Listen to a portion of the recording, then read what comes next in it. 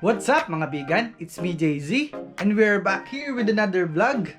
Yan, today, kung makikita nyo, nandito ako sa kwarto ko at today ay rest day ko ngayon. Ayan, makikita nyo kung gaano kadumi itong kwarto ko. Yan, ganito po talaga ang tsura ng aking kwarto, lalo kapag hindi pa ako nagre-rest day. Kasi tuwing rest day lang talaga ako naglilinis dito sa bahay. Gusto ko lang din testingin ang quality nitong ating bagong camera. Ayan, papakita ko sa inyo. Ating GoPro Hero 8 Black na nabili natin nitong buwan lang ng August. At try natin na linisin itong kwarto. Try natin na linisin itong kwarto dahil sobrang dumi talaga at para akong nasa bodega. Ayan. Ang gagawin natin, maglilinis tayo ng kwarto, magugupit tayo. Alright? So makikita nyo kung paano ako mag-ayos ng aking buhok. Dahil ako po mismo ang nagugupit sa aking buhok, meron po tayong sariling hair clipper o yung razor. Yan, lilinisin natin ito and then ayan, lilinisin natin yan. Sobrang dumi. Ewan ko kung ba't nandyan yan. Yung mic natin, PC. Ayan, try natin linisin. Ang aking cellphone, pantalon. Ayan, may mga alcohol dyan. Wala nang laman. Yung gamit ko sa camera. Dito sa baba, ayan, ang dami rin dyan. Ayan, mga kahon ng PC. Kung ano-anong wires. Electric fan. Bag. Face shield. At ang aking labahin. Ayun yung lalaban natin mamaya. Daming wires, chargers, at iba pa. Mga papel. Ito yung mga binibenta kong oil, tools.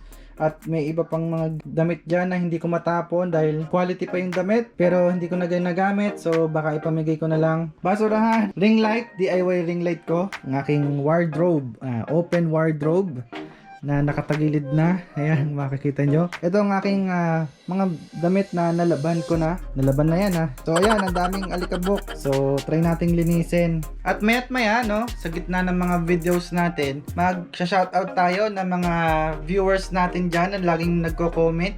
Laging sumasagot sa mga tanong natin dyan kung ilang characters na ba yung lababas sa mga videos natin. I-share ko sa inyo kung anong ginagawa ko tuwing rest day. Kung hindi ako nagtatrabaho or hindi ako nabiyahe sa Lala Move. Ang una natin gagawin mga bigan ay mag-shoutout. Shoutout kay Ian Clark.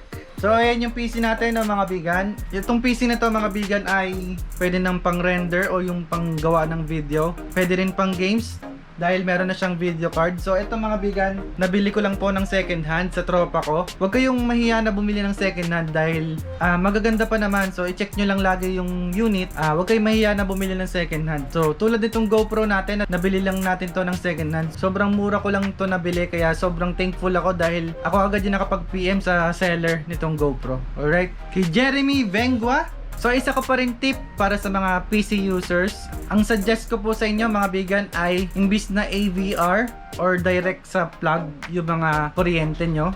So mas okay na mag-invest po kayo ng UPS or yung uninterruptible power supply. So ibig sabihin kapag nag-brown out or nagkaroon ng power surge, hindi po maapektuhan itong PC nyo. And then pag nag-brown out kasi, merong charge yung UPS. So ibig sabihin hindi agad-agad mamamatay yung PC nyo.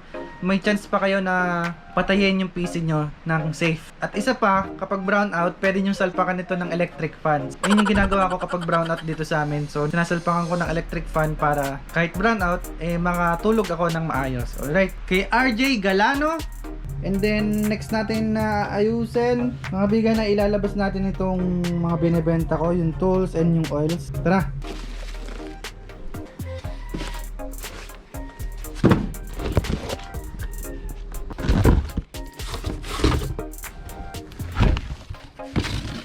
Yan, kung makikita nyo, sobrang dami ng alikabok dyan. Yan pa, may mga gamit pa sa ilalim. Yung mga dati kong ORCR. Lalabas din muna natin ito.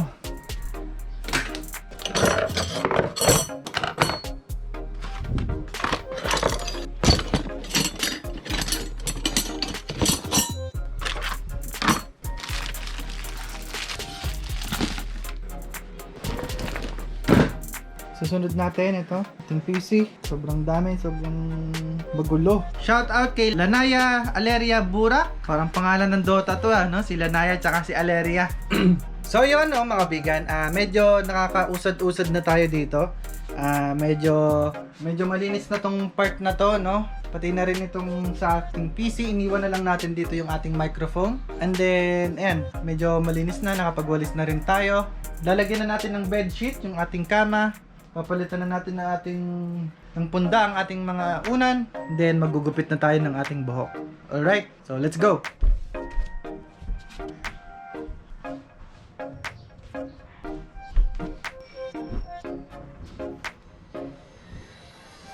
Shout out kay Paulo Bartolabac.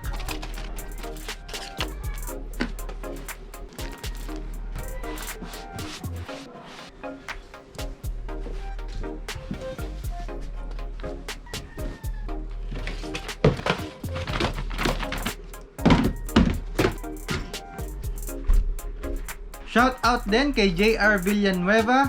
Ang susunod naman mga bigan ay magugubit na tayo ng ating buhok. Alright, let's go! So yun mga bigan. Alright, ito na yung ating razor or hair clipper. Ito yung ginagamit natin palagi sa ating buhok. At dahil dito mga bigan, nakakatipid tayo sa pagpapagupit. Feeling ko mga 5 taon na ata to sa akin or 3 to 5 years na to sa akin. Imagine nyo na lang yung 50 pesos na natitipid ko kada buwan. Nagpapagupit pa rin naman ako sa labas pero mga 5 months after na lang po ulit. So samahan nyo ako at panoodin nyo kung paano ko ginagawa nagupitan ang aking sarili. Alright, let's go!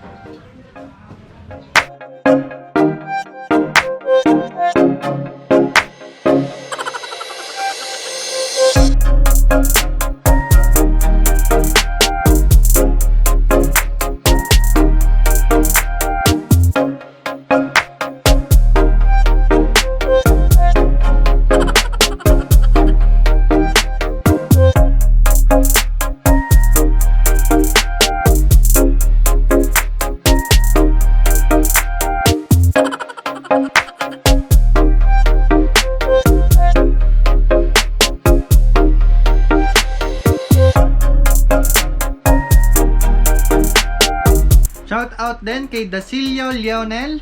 So nga pala no mga bigan, sa mga nagtatanong sa akin dito sa YouTube, minsan hindi na po talaga nagbibigay ng notification si YouTube. So ibig sabihin, kadalasan may mga follow-up question kayo o mismong first question nyo pa lang, hindi na nagno-notif talaga sa akin. Mas maganda mga bigan, mag-comment kayo dito sa YouTube and then mag-PM din kayo dito sa Facebook fan page natin. Nasa description naman yung link ng Facebook fan page natin, and then pwede rin naman po sa Facebook group. So ibig sabihin, kapag kasi sa Facebook group tayo nag-message, agad-agad yan magno-notif sa akin.